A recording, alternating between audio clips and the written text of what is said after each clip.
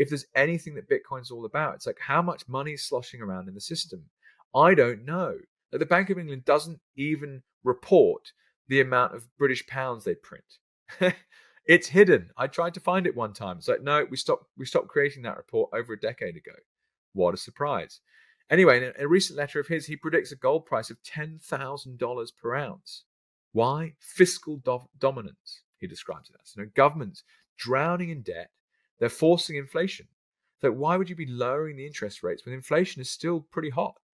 And that's the government CPI numbers, right? Real inflation, for those of us on the ground, your beef's gone up, your house has gone up, your car's gone up, all the stuff you actually want to buy, energy. The government's CPI stat has come down to 2 point something percent. Well, if it's sitting at 2.9, that's still 0.9 more than 2% that's the target, which is 45% over what it should be. That's not inflation under control. And I think that's the main reason why the RBA yesterday decided not to cut rates anymore, or not to cut rates again. But either way, 168 global rate cuts in 12 months. That's massive, right? So central banks all over the place are cutting rates. And could this be a 1970s resurgence, stagflation? Maybe. Another interesting point, and I touched on this before. So Robin Brooks notes the gold price is 15% up since Powell's Jackson Hole speech, a dovish pivot.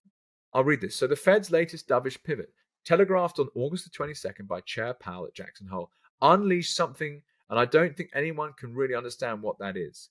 Gold is up a stunning 15% since that day, a rally that's so big it stands out on a 25-year chart. Again, I'll link this all in the show notes. Wow. Katusa Research. Gold was 21% of global assets in 1980. Today, it's 5%. The financial universe got 4 times bigger: stocks, bonds, derivatives, crypto. But sometimes the denominator is the story. What does this mean, right? It's like, okay, so all of this financial stuff has happened. Apparently, all this extra value is being created, but gold itself hasn't moved in price. Well, it's obviously a combination of all these things, right? Now, Larry is someone I really look up to and respect, as I touched on. And in my mind, like, he's absolutely right. Like, gold is a value anchor, but Bitcoin is the growth engine. And so who else is actually picking up on that? I agree with you, Larry. That's the case. But what about NATO and BRICS? This is something really interesting. Shout out to Chris on Nostr bringing this up. It's a seismic shift in macroeconomic behavior and central bank and nation state investment choices. And global finance is shifting, essentially. And gold as a neutral money is moving up. Now, I've got here, so at level 941, again, shout out to Michael for sharing this with me. Canada dumped gold because gold equals BRICS leverage. Gold is the base asset of choice for China, Russia, Turkey. They've stockpiled.